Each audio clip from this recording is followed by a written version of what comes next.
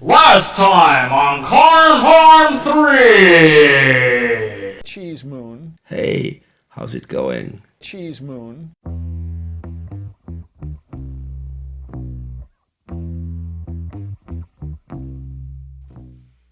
Number 7. Thoughts reflect the mind.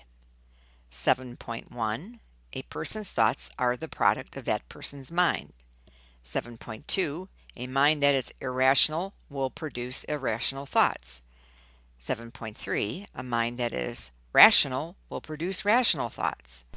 Yeah, but didn't Slick say earlier that human beings, they can't agree on the same things? I know that this is a point that I've brought up again and again, but Matt Slick seems to have forgotten that he made this point as the linchpin of his argument, essentially, that we can't agree on stuff, you see.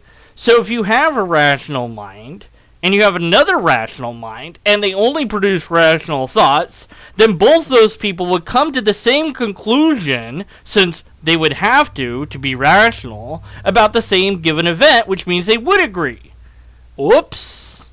But it really doesn't matter, because neither of these statements are true. An irrational mind can come up with rational thoughts, and an irrational mind can come up with irrational thoughts. There's no rule that says they have to always produce one or the other. 7.4. It seems fair to say that an absolutely perfect mind would produce perfect thoughts. 7.5. Since the laws of logic are transcendent, absolute, are perfectly consistent, and are independent of the universe, then it seems proper to say that they reflect a transcendent, absolute, perfect, and independent mind. And finally, number 7.6. We call this transcendent, absolute, perfect, and independent mind God, since a physical brain is not transcendent by nature because it is limited to physical space, and God is by definition transcendent in nature. So that's Slick's complete argument. And as Deconverted Man and I have pointed out, there are numerous deficiencies to this argument, so we must therefore be skeptical of its conclusions. Now I'm going to present 4 counter-arguments in response to Tag, which address the entire argument, in particular the conclusions. Argument 1. Begging the question, primacy of existence.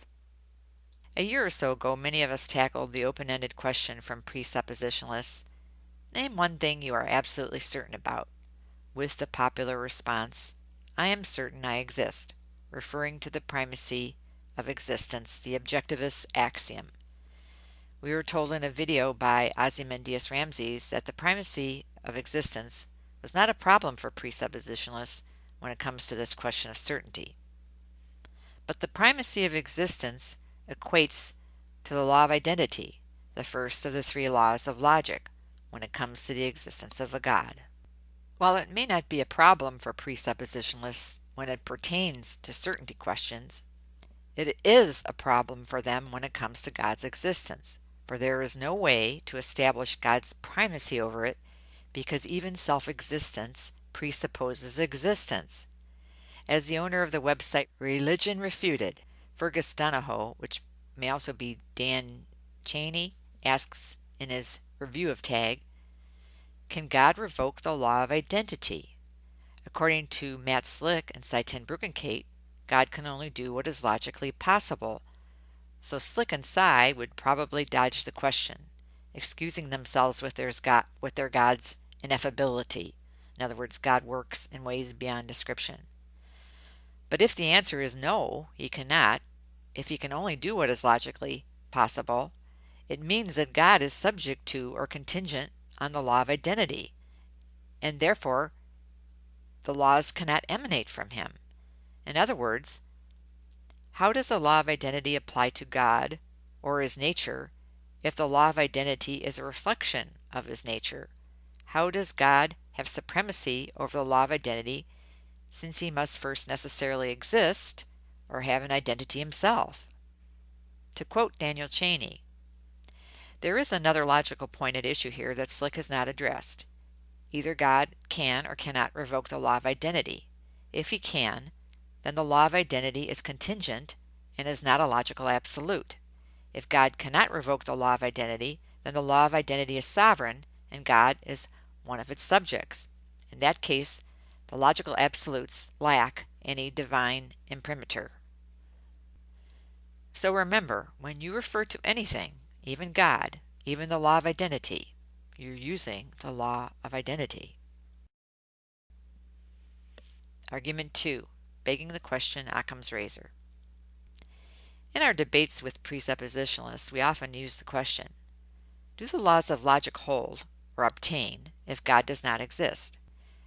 Precepts will often resist answering, because with either a yes or no, they are in a bind. If the laws of logic hold, then God is not subject to them, rendering him unnecessary via Occam's razor.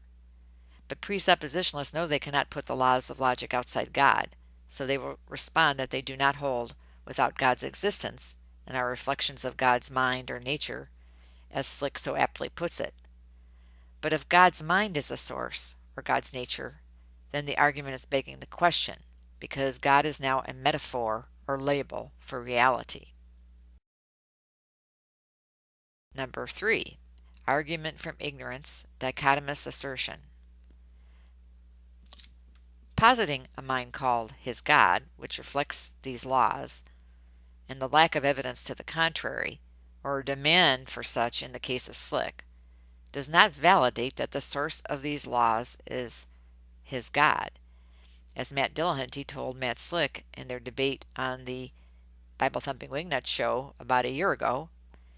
Well, you're essentially constructing a dichotomy on the fly and asserting that this is the case and saying if you can't come up with some other explanation, I'm sticking with the one I've got, which is an argument from ignorance fallacy. Number 4. The Euthyphro dilemma for logic. Now I'm saving this one for last because this is the most contentious one, and I'm throwing it out there for viewers' consideration. But I want to note that Deconverted Man and I have been pondering this, and I may make a video in the future to delve into it further, as we both feel that Donahoe or Cheney did not explain this sufficiently. I would say, however, that it may be related to the divine command theory of logic, which is similar to the divine command theory of morals, and that both are subject to the Euthyphro dilemma. In the words of Michael Schenefeld in his book How the World Discovered Logic, quote, "This divine command theory of logic seems entirely plausible when considered in itself, but the trouble is that it appears to make nearly all other talk about God, most of the central questions of theology, futile. The reason is that it deprives God, if there is one, of any rational qualities. Now it must be noted that if this is true, then all other God arguments, the ontological, teleological, etc., are futile as well, since they use logic to conclude an entity not subject to logic." To get back to Michael Schenefeld, quote, "The divine command theory seems to make God thoroughly and irreducibly arbitrary. It excludes from the idea of God any objectively rational qualities that would make a human being revere a God in the first place." Unquote. Dan Courtney also alludes to this problem when he quotes Dr. Jason Lisle, a well-known presuppositionalist author, who stated that logic is contingent on God, which, by the way, would be contradicting Slick's position that logic is absolute, because if logic is contingent, it's not absolute. It would also mean that the laws of logic are not necessary, since they are contingent on a God. Courtney states that making logic contingent on God puts God in the position of not being subject to the laws of logic. In other words, Courtney also implies that God is deprived of any rational qualities. So trying to prove his existence in terms of those rational qualities which he is deprived of and which he is not subject to, which are now by definition arbitrary, would not be rational. For further information, please visit the Religion Refuted or For the Love of Wisdom websites. Links below. There is also a book available on counter-apologetic arguments by Daniel Cheney that can be ordered through Amazon. The 4 counter-arguments to tag will be published on my blog, link below. To put the tag problems in summary, let's turn to YouTube channel carnades.org, which is going to sing it for us. Oh, there's one objection to beat all the rest. These arguments don't prove God, they prove much less. If you're already convinced of God on this quest, you give insufficient claims a nod. Designs God could be an alien gang, cosmological might even be the Big Bang, and MGB could just be Ed with fangs. They don't prove enough and it ain't odd, 'cause that's the problem with proving God. Problem with proving God. Problem with proving God. And until we have evidence or a logical explanation, we must continue to be skeptical. Back to you, deconverted man. The theist might object by saying that God's nature is to be the source of all logic as well as morality and all these other things.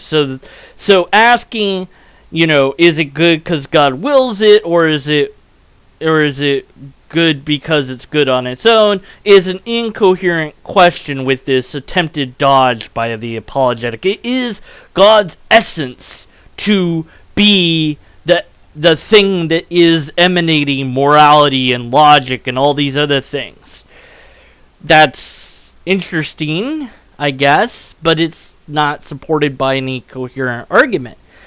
So, let's grant for the moment that God is the source of all logic. Fine. Give me a logically coherent argument that gets to that conclusion.